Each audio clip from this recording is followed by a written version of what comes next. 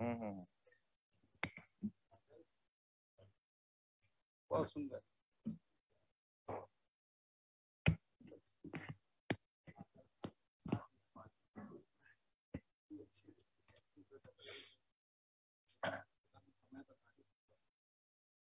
शुभ शुभ हो रहा, लेकिन पिछले बार से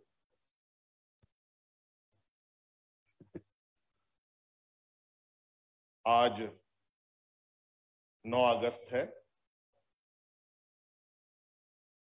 आज विश्व आदिवासी दिवस भी है। सर्वप्रथम इस अवसर पर अपनी ओर से झारखंड वासियों, आप सभी को ढेर सारी शुभकामनाएं देता हूं कि आज इस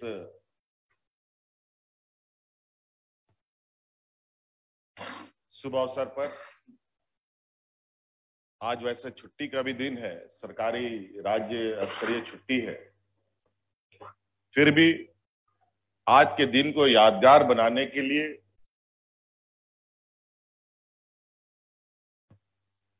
इस राज्य में जो सबसे अधिक जनसंख्या हमारे ग्रामीण क्षेत्रों में रहने वाले लोग हैं,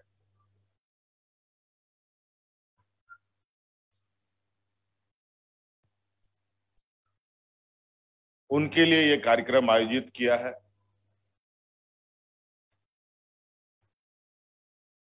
ग्रामीण क्षेत्रों में अधिकतर लोग खेती बाड़ी, किसान, मजदूर तबके के हमारे इस राज्य के लोग हैं।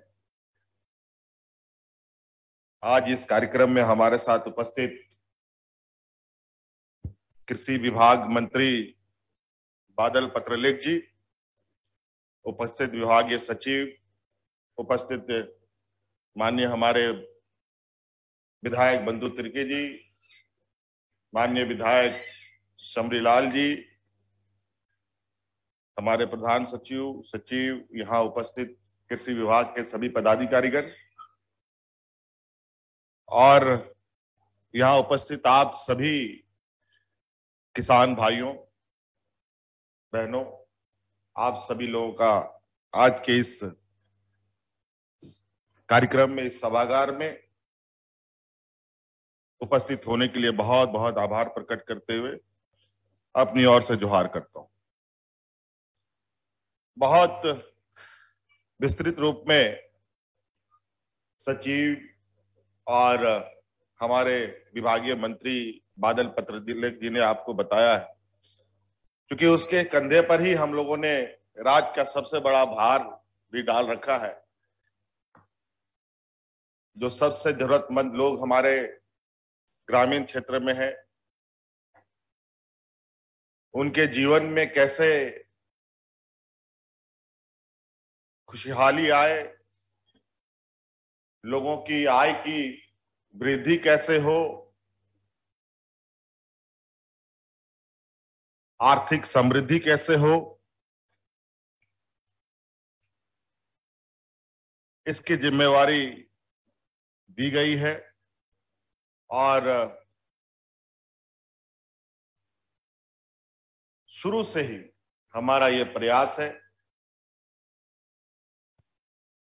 कि हम कैसे गांव को मजबूत कर पाए, कैसे किसानों को अपने पैरों पर खड़ा करें, कैसे धीरे धीरे संभ्रांत किसान खेतीहर मजदूर बन रहा है, इस पर कैसे रोक लगे।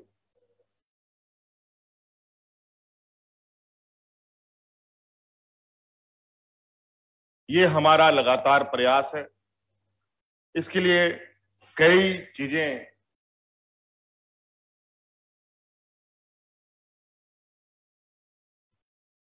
और कई दिशा में हम लोग काम कर रहे हैं।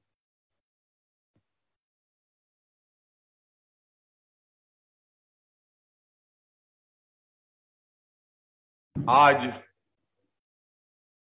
हम समझते हैं जिस तरीके से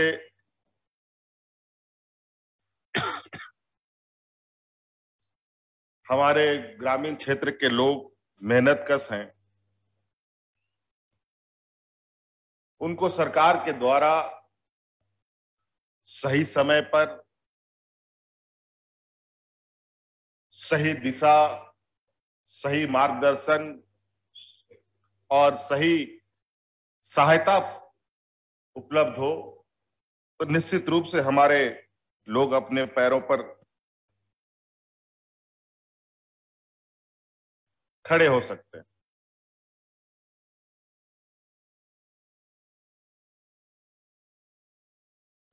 देखिए, सरकारें आती हैं, जाती हैं, कई सरकारें बनती है और सरकार चलाना कोई बहुत बड़ा गहरा घोड़ा। चुनौती नहीं है। इसके लिए बस जमीनी हकीकत जानना बहुत जरूरी है।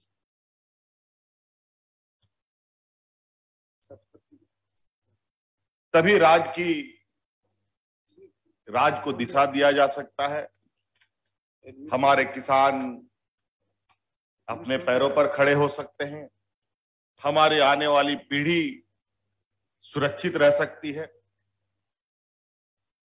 आज इसी उद्देश्य से मैं आज को ध्यान में रखते हुए अगला 25 साल तक के बाद इस राज्य का क्या चेहरा होगा, क्या सूरत होगा, वो मैं देखने की कोशिश कर रहा हूं। 25 साल बीतेंगे, 25 साल के बाद फिर 25 साल के बारे में सोचना पड़ेगा। अगर हम सिर्फ आज के बारे में सोचेंगे तो कल क्या होगा हम नहीं कह पाएंगे। कल कैसे सुरक्षित रहेगी हमारी पीढ़ी, ये हम सुनिश्चित नहीं कर पाएंगे। हम समझते हैं कि पेड़ ऐसा लगाओ कि उसका तना इतना मजबूत हो जाए कि उस पेड़ का कितना हो पत्ता तोड़ लो, कितना हो डाली तोड़ लो, लेकिन फिर से वो आपको छांव देने के लिए तैयार हो जाता है। अगर जड़ ही मजबूत ना हो तो उस पेड़ का कोई वजूद नहीं। और मैं समझता हूं किसान हमारे राज्य के जड़ के रूप में है। अगर आप मजबूत होंगे तभी ये राज्य मजबूत हो सकता है, ये हमारा मानना है। इसलिए आज एक बात हम लोगों ने निर्णय लिया है कि झारखंड के किसानों को, देश में चूंकि कई किसान हैं तो हम झारखंड के किसानों को अब से बिरसा किसान के नाम से जानेंगे, ये हमने सोचा। क्योंकि हमारा इस राज्य का इतिहास और सब राज्यों से बिल्कुल अलग है। हमारे पूर्वज अपने आने वाली पीढ़ी के लिए इस राज्य के जल जंगल जमीन को बचाने के लिए उस समय से संघर्ष कर रहे थे जब देश में लोगों ने संघर्ष करने का सपना भी ना देखा था। उस समय से आजादी उजादी की लड़ाई तो बाद में हुई, उससे पहले से हमारे पूर्वज लड़ते करते आ रहे हैं। चाहे वो सिद्धू कानू हो, चाहे भगवान बिरसा मुंडा हो, फूलो जाने हो, अनेकों, तिलंगा खड़िया, ना जाने कितने। हम नाम लेते लेते थक जाएंगे फिर भी हम लोग पूरा नहीं कर पाए। इतने लोग,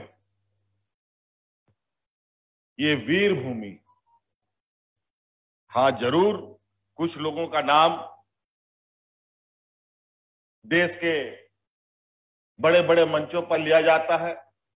हमारे जैसे आदिवासी, दलित, पिछड़े राज्यों का, संघर्षशील लोगों का नाम यदा कदा लिया जाता है, या कहा जाए कि मजबूरी में लिया जाता है।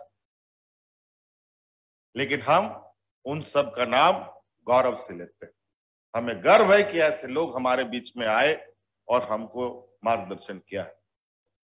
आज उसी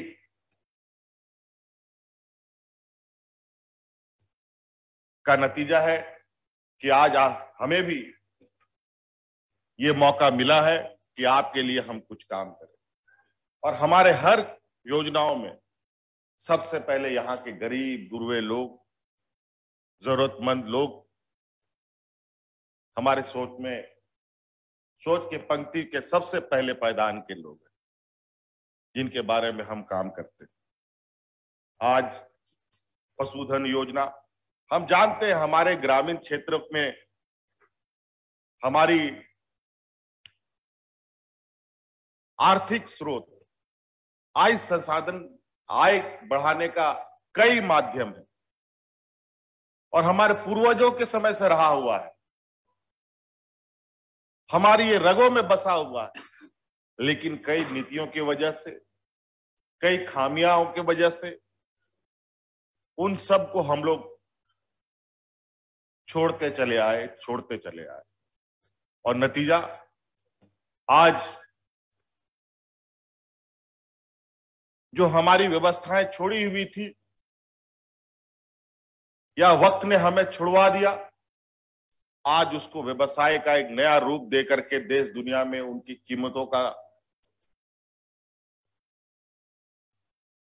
कीमतें आसमान छूती हैं। आज आपको अंदाजा नहीं होगा कि लाख कैसे रुपया किलो बिकता है। आज आपको नहीं मालूम होगा कि सिल्क की साड़ी कितने लाखों तक में बिकती है। और ये लाह सिल्क देश में सबसे अधिक पैदा करने वाला अगर कोई राज्य है तो वो झारखंड प्रदेश। लेकिन क्या फायदा? उत्पाद तो हम करते हैं, लेकिन लाभ कहां? मिट्टी कोड़ते हम, पेड़ में चढ़ो हम, धागे की उपज करें हम, लेकिन फल खाएगा दूसरे राज्य के और दूसरे देश के लोग।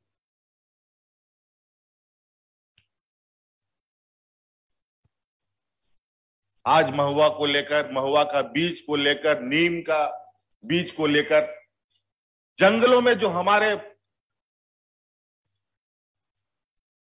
पूर्वजों ने जिसको संरक्षित करके रखा था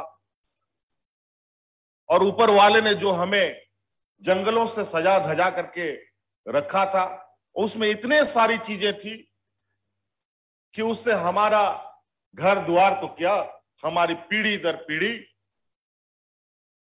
आराम से अपना जीवन यापन कर सकता था, अच्छे से स्कूल जा सकता था,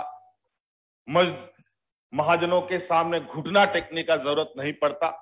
लेकिन आज व्यवस्थाओं ने हमें वो मजबूरी पे आगे खड़ा कर दिया कि हमें लोगों के सामने भीख मांगनी पड़ती।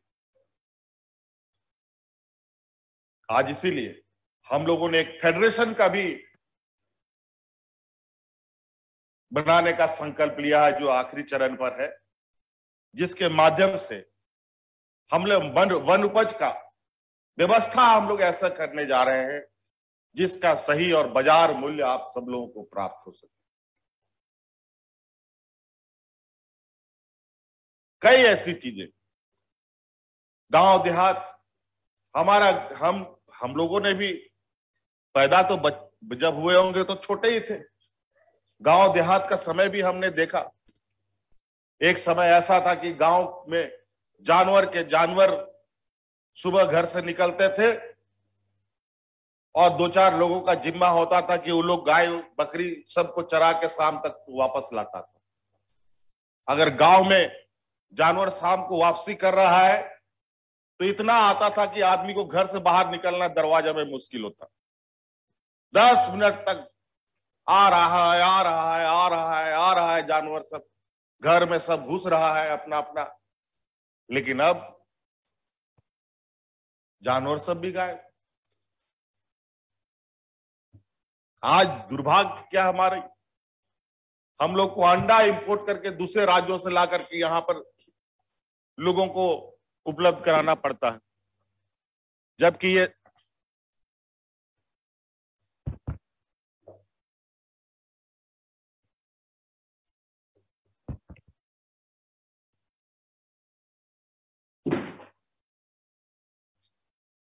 ये हमारी पारंपरिक व्यवस्था है। गांव में गाय भी होना चाहिए, बकरी भी होना चाहिए, मुर्गी भी होना चाहिए, सुअर भी होना चाहिए, मुनगा का पेड़ भी होना चाहिए, बैर का पेड़ भी होना चाहिए, नीम का पेड़ भी होना चाहिए, महुआ का पेड़ भी होना चाहिए।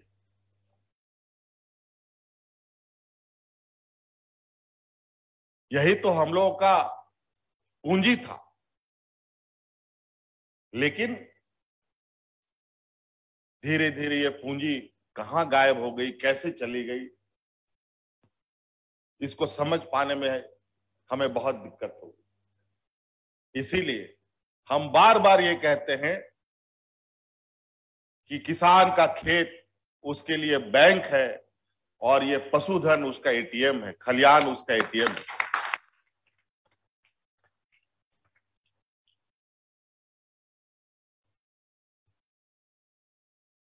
आज इसीलिए हम इस व्यवस्था को पुनर्जीवित करने का हमारा संकल्प है। बहुत सारी चीजें हम लोगों ने अभी शुरुआत की है। आपको अंदाजा नहीं है कि आज इन सब चीजों का बाजार में क्या मूल्य है। बकरी का क्या बाजार में मूल्य है। हम लोग पिगरी फार्मिंग करते हैं, सुअर का क्या बाजार में भाव चलता है, दूसरे जगहों पर दूध की क्या कीमत है, आपको पता ही है। आज अंडा हम नहीं उपलब्ध करा पाते अपने घर में, और नतीजा आज आपको पता है, हमारे राज्य में लगभग 40% से अधिक बच्चा लोग कुपोषण का शिकार हुआ पड़ा है। हमारे गांव देहात में आप लोग के देखते होंगे, कहीं बच्चा पैदा हुआ, आपको लगता जरूर ठीक ठाक है,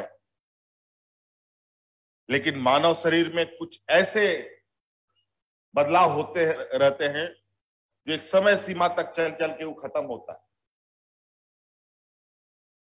और वो बच्चा बढ़ तो जाता है, या तो मानसिक रूप से कमजोर हो जाता है, सोचने की क्षमता नहीं है उसमें, कमजोर हो जाता है, बीमार रहेगा, बहुत सारी चीजें। इसका मतलब यह है कि वो बच्चा जब पैदा हुआ तो बच्चा पैदा होने के बाद उसको हम लोग वो सही दूध, खाना पीना नहीं उसको दे पाए। क्या करेगी बेचारी माँ भी? माँ तो खुद ही कमजोर रहती है, अपना खून पिला करके जितना दूध बढ़ा सका बढ़ा सका, बाकी तो ऊपर वाला पाल रहा है। तो सरकार कई योजनाएं इस माध्यम से भी चलाती है, मध्याह्न भोजन, मिड डे मील, आंगनबाड़ी में, स्कूलों में। ये सब भी बहुत अच्छा नहीं है, ठीक है, जरूर ये सरकार इस वजह से चलाती है क्योंकि सरकार को पता है कि आज यहाँ पर कुपोषित है, उनको कैसे हम लोग उससे बाहर निकाले। लेकिन इससे ज्यादा कारगर होगा जब हम अपने घर के अनाज हम अपने बच्चों को सही समय पर सही तरीके से खिलाएं, उससे ज्यादा बेहतर चीज हो सकता है, ना कि ये मिड डे मील और ये जो मध्याह्न भोजन पर हम निर्भर है। आज इसीलिए सरकार इन प्रकार अपनी पीढ़ी को बचाने के लिए हम लोगों ने निर्णय लिया। पिछला बार तो जब हमको थोड़ा दिन वक्त मिला था तो बच्चों को स्कूलों में अंडा देने का प्रावधान किया था। पिछले 5 साल तक वो बंद बूंद हो गया सब। उस समय तो थोड़ा व्यवस्था के हिसाब से हम लोगों ने तय किया था। इस बार फिर से हम लोगों ने ये संकल्प लिया है कि इस राज्य को कुपोषण का अभिशाप से मुक्त दिलाना है। इसलिए इस बार हफ्ता में 6 के 6 दिन बच्चों को अंडा खिलाने का हम लोगों ने निर्णय लिया। ठीक है, 6 दिन का तो हम नियम बना भी रहे हैं, बना भी देंगे, लागू भी कर देंगे, लेकिन चोर सब भी बीच में बैठा रहता है। वो लोग भी 1-2 को अंडा खा लेगा, कम से कम 4 को तो मिलेगा।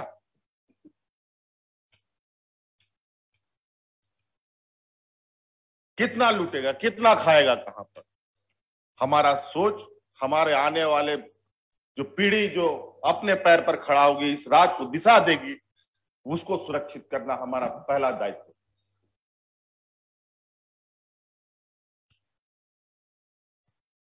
इसीलिए आप लोग सरकार की योजनाओं को नजरअंदाज मत कीजिए। आज ये सरकार जरूर आपका प्रतिनिधित्व, आपके नेतृत्व करने के लिए मुझे आप लोगों ने चुना है, लेकिन ये मान के चलिए यहां हम नहीं बल्कि आप सब लोग बैठे, ये आप लोग का अधिकार है और इसका सही सही लाभ आप लोग लें। इस बार केसीसी जिसको कहते हैं, इसकी भी बहुत तेजी से बढ़ोतरी हो रही है और आज के दिन में तो मात्र 2 लाख किसान, आज का जो ये प्रोग्राम है पूरे राज्य में अलग अलग जिलों में आयोजित, आज 2 लाख किसानों के बीच में 700 करोड़ रुपया का वितरण हो रहा है विभिन्न योजनाओं।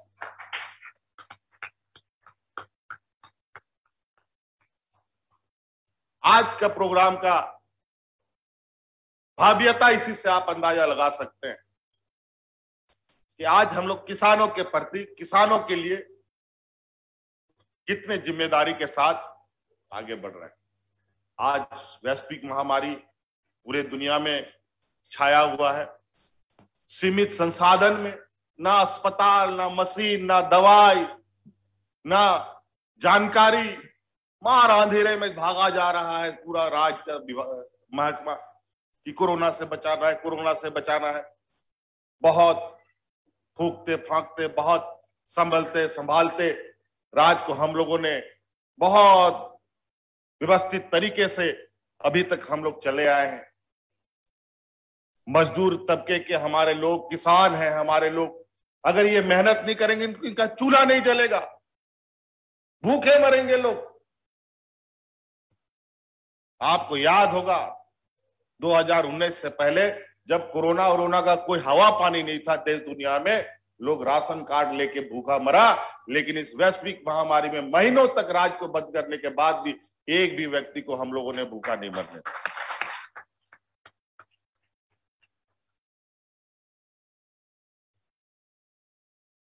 इसलिए विपत्ति आती है, समस्याएं होती रहेंगी, समाधान भी होगा। हम लोगों को तो 4 दीवारी से निकलना मना है, ये स्थिति है। नियम भी बनाते हैं हम ही, तोड़ने का इल्जाम भी हमारे ऊपर। इसलिए बहुत चीजों को ध्यान में रखकर आप सब लोगों के लिए हम लोग कार्य योजना बना रहे हैं। और ये वितरण ही नहीं, आप लोगों के बीच में जो सरकार पहुंचने का प्रयास कर रही है, समय समय पर जो योजनाएं आपको दी जा रही है, उन योजनाओं का आकलन भी होगा और उस योजना का लाभ मिल रहा है कि नहीं मिल रहा है इसका भी ऑडिट किया जाएगा।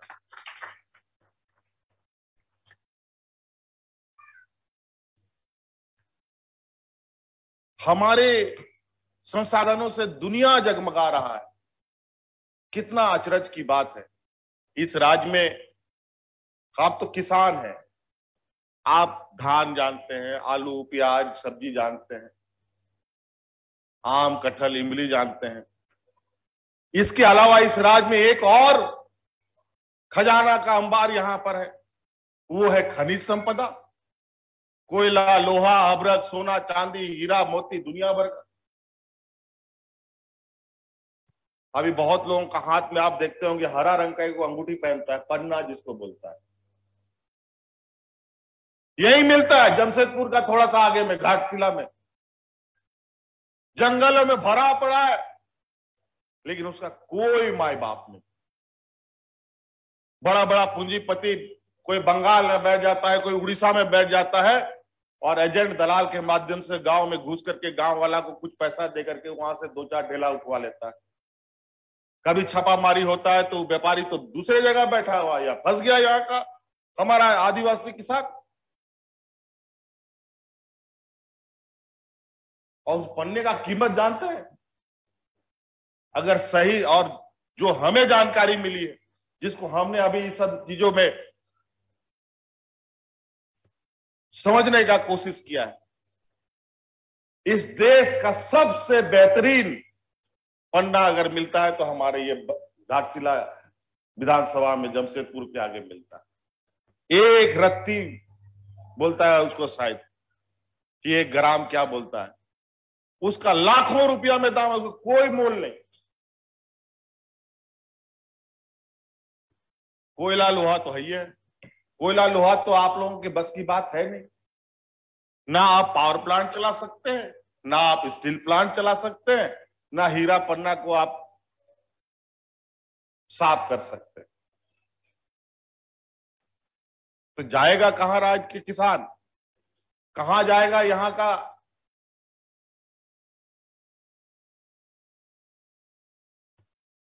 भूमिपुत्र? ये सोचना पड़ेगा। और मुझे लगता है कि विगत 100 सालों में यहां पर जो भी लोगों का सोच रहा है वो कोयला, लोहा, अब्रक इन्हीं के इर्द गिर्द घूमता रहा। किसानों के लिए क्या होना है कोई परवाह नहीं। इसलिए हम लोगों ने यह संकल्प लिया है कि कोयला लोहा अब अपनी जगह पर चलता रहेगा, हमें किसानों को सुरक्षित रखना है, ये हमारा संकल्प। इसलिए आपको हम बहुत ज्यादा नहीं और कुछ कहना चाहेंगे। समय समय पर आप लोगों के बीच में और कार्यक्रम और योजनाएं आप लोगों के बीच में लाई जाएंगी। पशुधन के माध्यम से अभी योजनाएं का लाभ आपको मिलेगा। कुछ दिन पहले भी कई लोगों को यहाँ फिशरीज डिपार्टमेंट में हमको मौका मिला होता, हम किसान होते तो हम भी यही करते जो आज के दिन में मुर्गी पालन, मछली पालन, सुअर पालन, गाय पालन, और पढ़े लिखे थोड़े से लोग तो और अच्छा से ज्ञान उसमें अपना देकर के काम कर सकते हैं। नौकरी अपनी जगह है, सब नौकरी करेगा तो खेत में कौन रहेगा जी, खाएगा क्या? और आपको पता होना चाहिए हम लोगों ने तो ढेकी कूटा चावल निकालना बंद कर दिया। दाल वगैरह हम लोग सिलपट्टी में पीसना छोड़ दिए, सब मशीन का बाजार का खरीद के खा रहे हैं। और आपको पता होना चाहिए यही टाटा जैसी कंपनी वही ढेकी कूटा चावल को 200 रुपया किलो में बेचता है, यही पत्थर का पिसा हुआ दाल को 100, 150, 200 रुपए में बाजार में बेचता है। और हम लोग अब पॉलिश किया हुआ चावल खाने के लिए तैयार हो गए। कुछ चीजों को बिल्कुल नहीं छोड़ना चाहिए, नहीं तो जीवन असंतुलन की दिशा में चला जाएगा। आज किसानों को लेकर नीतियां कैसे बन रही हैं वो आपको पता है। खतरा पहले ही सर पर आ चुका है। इस वजह से हमारे किसानों को खड़ा होना अत्यंत आवश्यक है। हमारी शुभकामनाएं हैं इस आदिवासी दिवस पर। हमें संकल्प लेने की भी आवश्यकता है। और अभी अभी हमको मेरे घर से मेरे परिवार वालों ने एक बहुत किसी ने कुछ किया होगा आज के शुभ अवसर पर, कुछ हम आदिवासियों के लिए कोई संदेश देना चाहता होगा, तो एक व्हाट्सएप हमारी पत्नी ने हमें भेजा, उसको मैं अभी सुन रहा था। अब ये पुरस्कार वितरण के बाद मैं चाहूंगा कि उसको आप लोग सुनिएगा। 2 मिनट का वो व्हाट्सएप है। पता नहीं कहां कहां से लोग कैसे कैसे सोचते हैं, लेकिन हमारे पास आए तो हम सोचे कि ये आप लोगों को भी मिलना चाहिए, क्योंकि ये हमारे पूर्वजों से जुड़ा हुआ ये विषय है। हम लोग सुनेंगे बाद में, या तो फिर अच्छा बाद में ही सुन